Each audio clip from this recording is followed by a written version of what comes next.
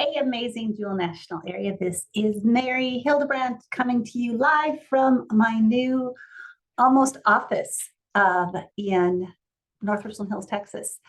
And so I'm excited to be one of the people telling you about risks that we have taken in our business. For me, there's been lots of times I've taken risk. One, starting the business. Some of you know my story that pre-Mary Kay did not use skincare, definitely did not wear makeup. As I'm glancing at my lips, apparently I still forget my lipstick on a quite frequent basis. So there was a whole idea of, was I worthy to be in Mary Kay? Because I didn't feel like I looked the part. And I also just didn't really think skincare or makeup was really anything that was a career that people should be, that it's actually a viable career. I mean, I had a college degree, I was working at churches. How could this be something? So that one, we'll talk about an easy risk like that. But I think what I really like to focus on in our time is a time that I wanted something and I had to do something to get to a new place. As I just said, I was working at churches. I loved my job at the church. I love it enough that I still go back and volunteer to do it. So that tells you something about how much I just truly loved my job. But the reality is I had 3 kids in different schools doing tons of different activities. And the demands of my job, that I did not have enough time to do what I wanted to do as a worker and be the mom I wanted to be and the spouse I wanted to be. There was just not enough time in my life. And so it was the taking a chance to become a director that I had to do. And understand, this is also at the same time, I did not have the confidence of how well I was using the product. How much did I know the product to actually feel like if I was going to give this and make sure that people could get the product, I wanted to make sure that they were getting the right answers because I totally did not feel like I had the right answers. So I took a chance. I took a chance that when we had events, I was going to show up for them.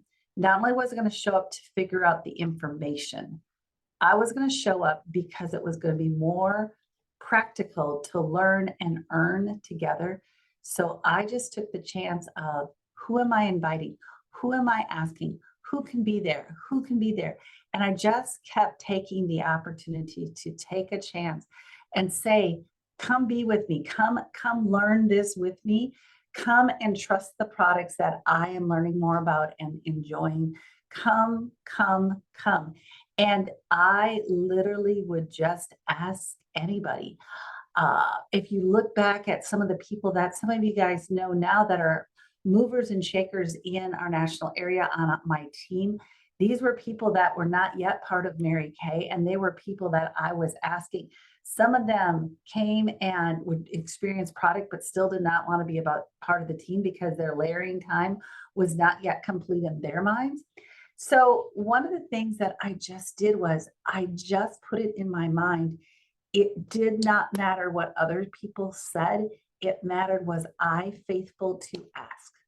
Was I faithful to ask them to join me? Was I faithful to be consistent to help make, was I asking enough people that could be there so that, the general rule, if you get 3 confirmed, 1 will hold, especially when these people don't know each other. And if they don't know you well and have a high relationship with you, there is a higher probability of cancellation. And so I just needed to work enough numbers. And so I took a chance. I said, this, either this is going to work or it's not.